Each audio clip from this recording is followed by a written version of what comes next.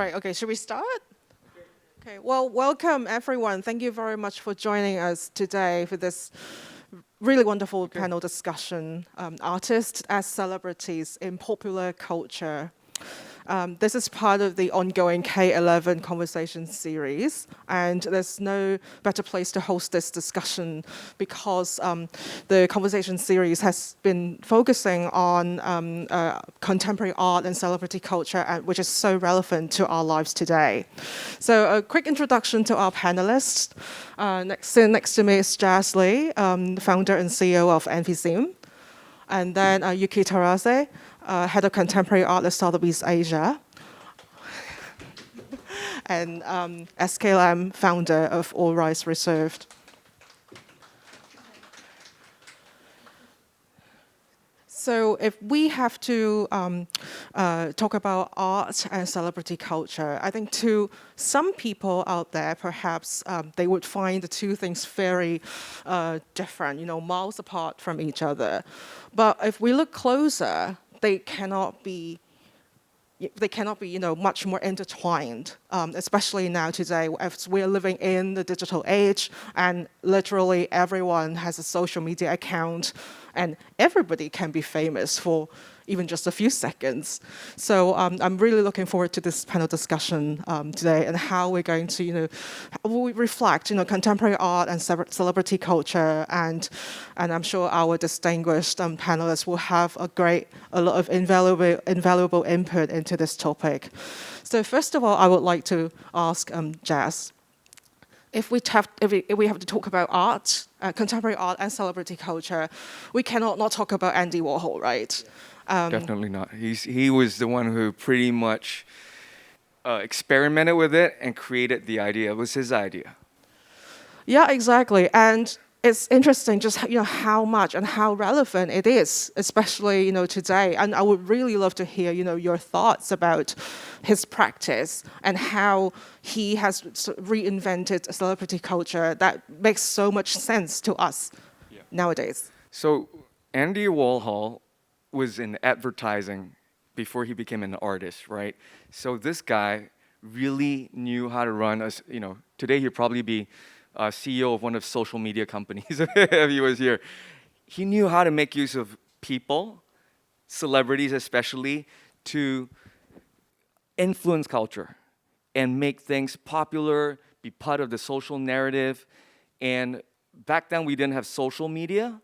But the funny thing is, when back today, there isn't this Andy Warhol factory. So the factory in New York was where his studio was, and it was where various artists, even like Jean-Michel Basquiat, the celebrities of the time, Keith Haring, and people would just go there, right? Everybody who was, I think, accepted. They didn't care about class. It was about whether you had good energy, you were creative, you were a friend. They were very inclusive. And it's really about real life. They were just creating things, didn't care who was in charge of what. Andy came up with the ideas, and the people who came had a good time. And I believe in having a good time. And so when you look at art, it shouldn't just be a visual experience. I feel that a lot more can be done. And to actually touch people further, we need key opinion leaders. And today, who better than the stars of Instagram or celebrities? But I kind of feel like there isn't a Warhol factory in Asia. Celebrities are very shy. I think the barriers are harder for these kind of people to get along. But I believe that Yuki, SK, and myself are very welcoming, and we like to bring people together. And when you bring the right people together, you give them a good time. You kind of come up with positive ideas. There's a lot of good collaborations which come out, and the key opinion leaders, the celebrities, they buy into it because they know you're very sincere in creating such content. And when they buy into it, they disseminate the right message. They influence culture. Yeah, absolutely, and I totally agree with what you mentioned about the experience of art. It's not just a visual experience, but then it's an experience of a journey, an immersive experience that you can actually physically be there. I think just like how the Jay Chou Sotheby's sale exhibition is set up. It's really like so it's not you come here, you don't just look at the artworks, but then you're actually experiencing you just enter a different realm, and then the art is part of the entire experience. So I guess if we have to talk about the setup of the exhibition and how this creates a different kind of experience, I think Yuki, you would have a lot to say. Yeah, so as you just mentioned, this is a very unconventional auction preview. I don't think anyone who's been to auction previews in the past has seen anything like this. Nowhere near. Even for us, it wasn't something. I think this is the very good example of how collaborations between us, Jazz, MBC, and Jay, really made the synergy of bringing all these ideas that probably we wouldn't have thought of doing this, to be honest, in the very conventional art world people's mindset, right? Tell us we're crazy. People like, wait, you're kidding, right? I mean, like, at the beginning, we didn't really understand like what they were trying to achieve because we've never seen such things. And then, obviously, they're more used to sort of concept. They're more used to storytelling and sort of creating the environment ambient of a story, right? And we are more focused on handling the property, the artworks, and making them sell, for as much as possible. So we come from similar but very different background. And I feel like then in the process of coming up with this idea, of course, we would say, I think pieces like this would work better. I think this work could probably look better, but not that work. We could also feed them about, from art expert perspective, which one works better. So I think it was a very interesting interaction between two completely different mindsets coming to bring something that's never existed before, and I think it was very effective. Absolutely, and I find it fascinating that, finally we have reached this point. I think as a journalist myself who've been covering pop culture, celebrity, fine art, and for many years, I feel that there's been a huge gap between, these two. But then finally, the gap is narrowing, and I think it's really exciting for this to happen here in Asia. And I would like to ask SK. If we have to talk about making art names or artists who started out their career as street artists and then becoming household names. For example, many great projects you have done over the years, not just in Hong Kong, but internationally. How do you see this phenomenon? What is your definition of celebrity today? Wow. I think it's someone popular, right? Have influence to others. And of course, because I think when we define what is celebrity, we should think how to redefine the celebrity today, because everything changed. The world is keep changing, and and during the time of Warhol, it doesn't have like Instagram, doesn't have mobile phone, right? Our lifestyle and also has been changed now.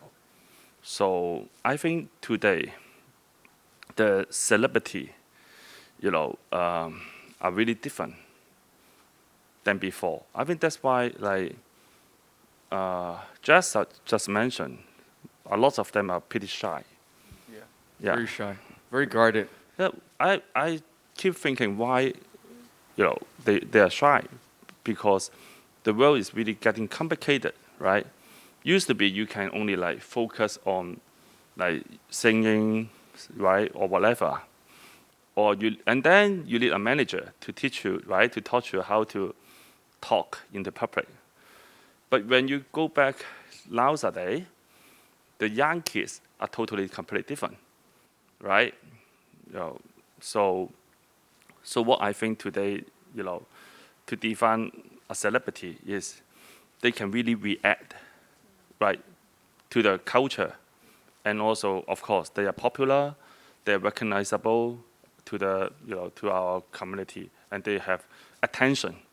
When whatever they do, they got attention. So that means the celebrity is not only now limited to movie star or sport, right? It can be a lot of different industry people. Yeah. Yeah, absolutely. I think definitely the technology has really changed the way how we see ourselves and how we want to be seen.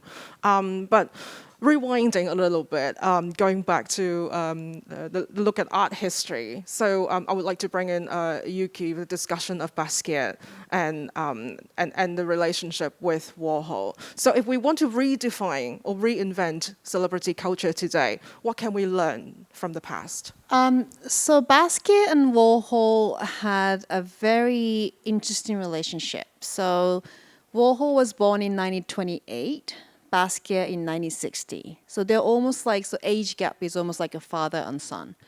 Basquiat always had a very rocky relationship with his own father. So he ran away from home when he was 15. He was kind of, a bit difficult, teenage years. So when Basquiat met Warhol, Warhol was someone who's already made it. He was a celebrity in the New York sort of art scene elite circle. And Basquiat was someone, a black child from Brooklyn, who was really trying to be famous. So when they met, Andy was like, oh. And then Andy Warhol was a bit like sort of, he's already made it, but he was also having this staggering moment where he couldn't really then go to the next phase. He was kind of repeating himself. He wasn't doing anything new. He was kind of fearing himself to become the past tense person. And then there's this radiant child, Jean-Michel Basquiat, who was the talk of the city, who wanted to be friend with Warhol. So these two people with such an age gap met in 1982, which was obviously the turning point year for Basquiat because that's when he started to have a lot of very important shows. It rejuvenated Warhol as well. It really helped Warhol to sort of become relevant again.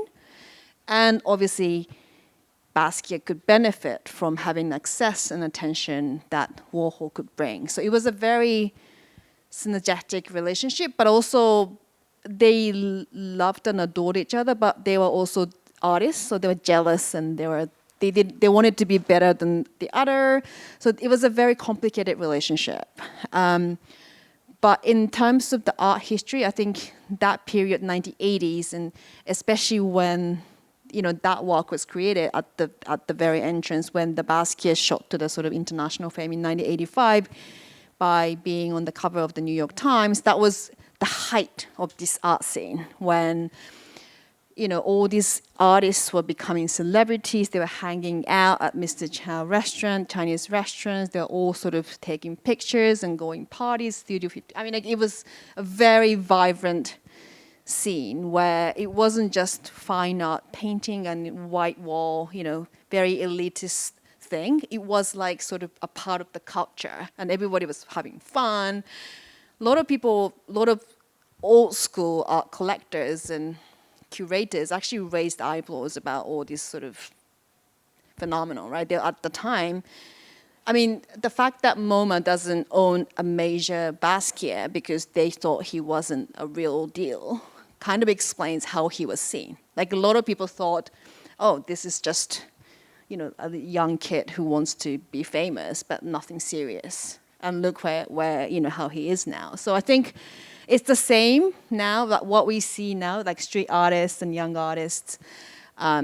We hear some people say, like NFT, for example, some people say, oh, this is, garbage, it's not serious, it's not real art. We're kind of repeating ourselves. We're seeing the same phenomenon where old establishment, very traditional-minded people, like, when we were talking about the setup, we would have never thought of doing things like this, but we try and it works. But I think it's kind of the same thing repeating again with the different protagonists. And I think it's kind of risky, but if no one's taking these risks and actually foreseeing a better future and doing it, I mean, this could have turned out badly, right?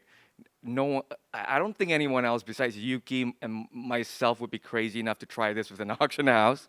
Nathan was very insightful, and he's got a great vision, and thank you for trusting us.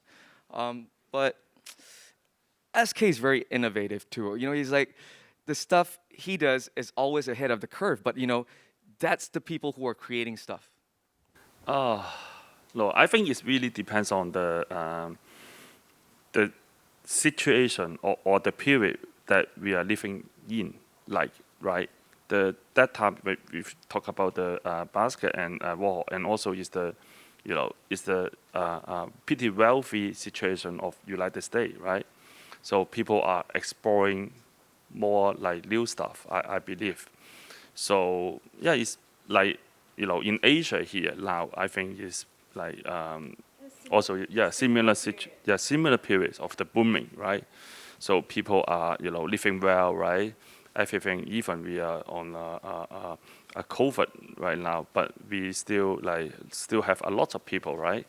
So I think it's really tight within our economy, the whole thing.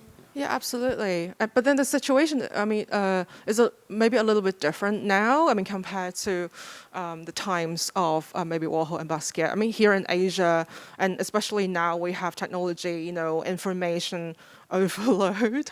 But then I think it has given us a lot of advantage, but then at the same time, challenges.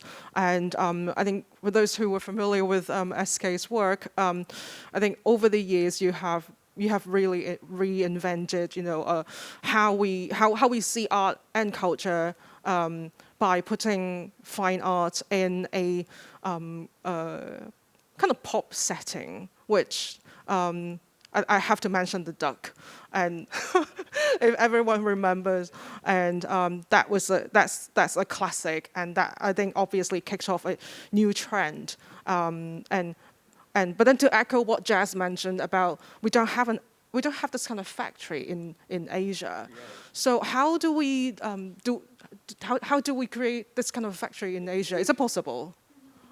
You want to make it? So actually, I think that people in the industry know that I'm trying to create this, but it's not a physical location. Everyone is in different geographies now. It's more of like a community of people who share a similar vision and know how to have fun. And when you collaborate, it's not like, okay, we have this fixed structure and this and that. And sometimes the time frame, it takes a while.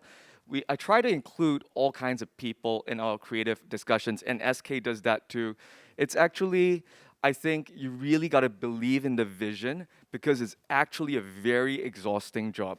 No, I think in some way there's a community there, especially when like Jazz is not in Hong Kong, right? And or his friend like Jay is not in in Taiwan, or sometimes in China, but or some artists in the state, but they keep talking every day, right? That's a community already been established, I would say, yeah. I think that there's a difference back in Warhol day. When you're working in the same physical space, you can have a drink together. You can just throw a ball in the office, have a lot of fun. Somebody just changes the music track. So with messaging today, sometimes I feel like the connection isn't as strong, and people are not so. I mean, there are a lot of creative people out there, but I kind of feel like to create a very strong community, I want to let these celebrities loosen up, expand the boundaries, see what's possible. A lot of celebrities in Asia like to play safe, because it's so easy to get bad press these days. Of course. Yes. Post something wrong, right? Yeah. And you delete it, and people capture it, and get it more popular. Yeah. And so In the wrong way. In the wrong way. to connect artists and celebrities and to bring them in the community, sometimes when you have a lot of different people in a group, they might not gel. people prefer to hang out with people they can connect with. But sometimes, and SK, I respect him, and a lot of you down here for actually breaking down the barriers, because you guys can see a better future when we do certain things. One thing I realize is this phenomenon of like celebrities and art and culture, sort of social media, kind of started in Asia, I feel like, because even at Sotheby's, I think Asia was kind of one of the first regions to come up with collaborating with celebrities, and because we know the effect of doing such projects. Our client base is relatively younger, so more tech savvy, they react better to this kind of content. And initially, I don't know, it could be my subjective opinion, I don't think it was a no-brainer, oh yes, kind of accepted idea in the Western conventional, more established, seasoned world. And then now it's kind of becoming the thing globally. Like before, matching up fine art with celebrity, when I first joined Sotheby's 10 years ago, I would have said it wouldn't have been acceptable for everyone. But now it's sort of Asia started it. Asia's, because it's a young, vibrant, more tech-savvy generation who react better to celebrities and all these ideas. And then now even like, Ingrid sitting here, she knows because she's in charge of the editorial and works with our colleagues in New York and London. They're just looking for this content with connecting celebrities and fine art, which wasn't the accepted idea back then. I think we're really leading the trend here in Asia. Yeah, absolutely. And Asia has really, I think right now is really the region that is really moving forward. And I guess to cite one key example is the TOP sale that was in 2016. I think that was groundbreaking for sure. And like when we were chatting earlier, and a lot of people, young people who did not know about art, they came to the exhibition preview and to Like see art for the schoolgirls first in time. uniforms, yeah. I mean, that is truly amazing, and to be able to drive and bring in new audiences to art. We are evolving definitely. In 2014, when we did the first Nigo auction, there was like a pair of Adidas sneakers, and we were like debating about is it okay for Sotheby's to handle a pair of sneakers. Like there was a whole sort of very serious discussion about, is it okay, and Nigo insisted we have it. And now if you go to sotheby's.com, you see like sneakers and handbags and all these sort of, luxury items like normal, like it's one of the main content we handle. So it's evolving, and I think Asia is definitely leading the whole trend, I would think, because this is a very vibrant market, a lot of new entrants coming in. I don't think there's any other places in the world where you see so many new people coming in every season. And the average age of collectors and clients are very young. So, it comes now to the point where our colleagues in New York and London asks us about what do you think Asians are like? When even if they're putting together their New York and London sales, they would want to know what Asians like and not like, because that would really affect the overall performance. So, just now listening to you, when you're thinking so much about whether you should do this or that, is it a bad idea? Whenever I'm in that position, sometimes I get the idea, it's such a bad idea, it's good. And then I will do it. Because you know why? If you're still thinking about it, there is something there. And people, sometimes when they get shocked, but if you make it work, that will be something very creative. And that is, it's like you guys were debating it for so long, and usually this kind of thing, yeah, definitely you were part of the process of like encouraging. Yuki's a real groundbreaker. Yeah. I just make my colleagues' life very difficult, and I'm thankful. I'm thankful for my colleagues to put up with me for 10 years. Oh, and I have a question echoing the point Jazz made earlier about the key opinion leaders. I guess a new form of celebrity that SK also mentioned. So it's not just artists. I mean, not just creators, but also people who promote and spread the word. For example, art collectors, and I think they are truly.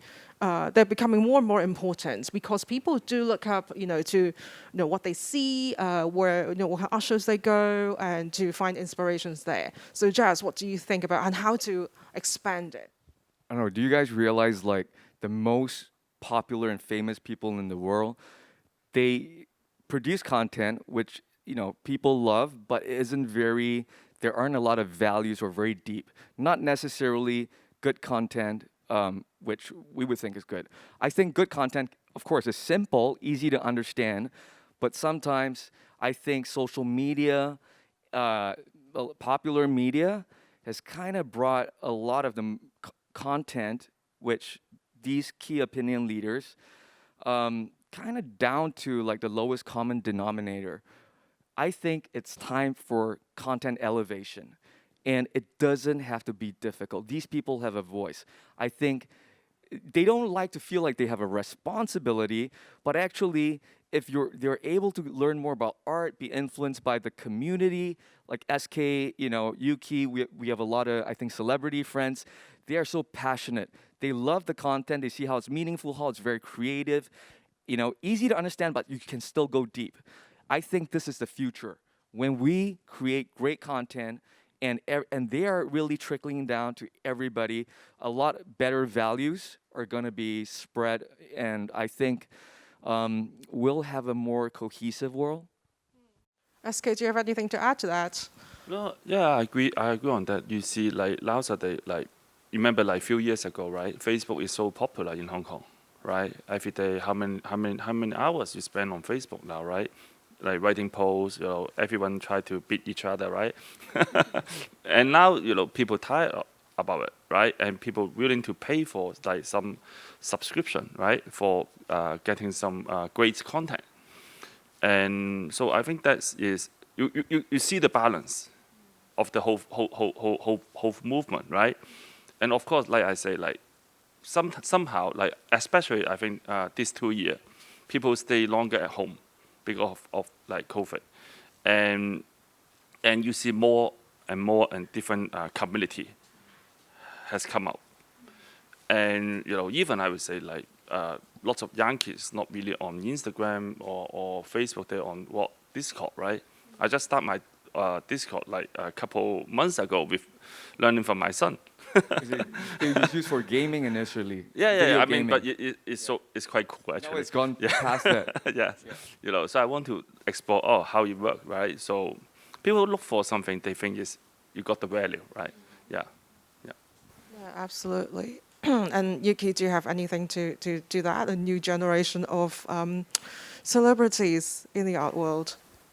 New generation of celebrities in art world. I mean, I think celebrities have also realized being interested in these cultural things also helps their profiling and images and branding. And, it's better than just walking down the aisle on the red carpet with a little handbag and, gone in 5 seconds. People would see you differently if you're seen as someone who's connoisseur or interested in cultural things.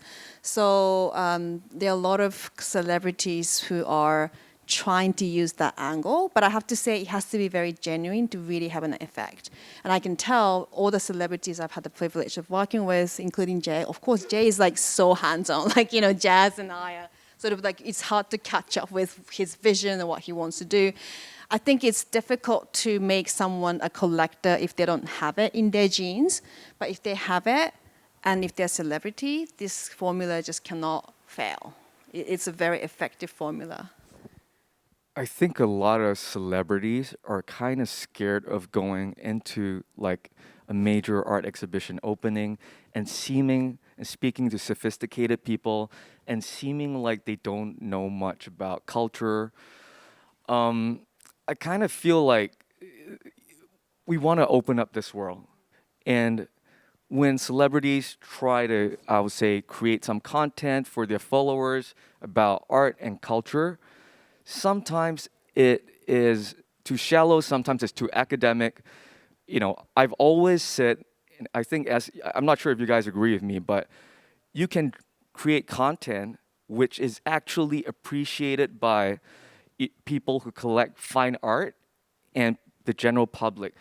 There is a way to do something which everybody can relate to. Yeah, absolutely. I guess that has also been a challenge that I have been trying to overcome over the years. It is not easy, but I think learning, like being very empathetic and doing a lot of, I don't know, I like psychoanalyzing people. I'm always asking about, what are young people thinking these days. So it's always a sociological analysis for me. And sometimes it's an experiment, sometimes I'm wrong, but I think it's worth trying.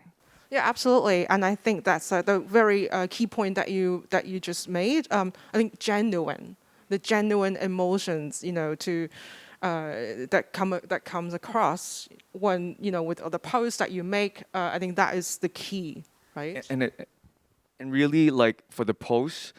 So what I realized when we started working with media, various kinds of media, write simple articles, is that if we let the editor just do it, even like the best editor, the content is not great. We actually spend 10 times the amount of time, my team and external people, even professors, and we really dissect it. We make sure it's easily understood, but then the points are all in there using the right language. It is 10 times more work, but it's worth it. And I think that's still, there's a new frontier to explore. I guess there's still so much to do, and it requires different stakeholders of the entire ecology to work together. And I guess this panel discussion is a very good start, to bring people from the different sectors of the creative field, together. And so on that note, I would like to conclude this panel discussion. And thank you very much for joining us today. And thank you very much, Jazz, Yuki, and SK. Thank for you. sharing their coming. insights. This K11 conversation will be available on K11 MUSEA's social media. So if you want to revisit, there will be an opportunity later on. And once again, thank you very much today. Thank you. Thank you, everybody.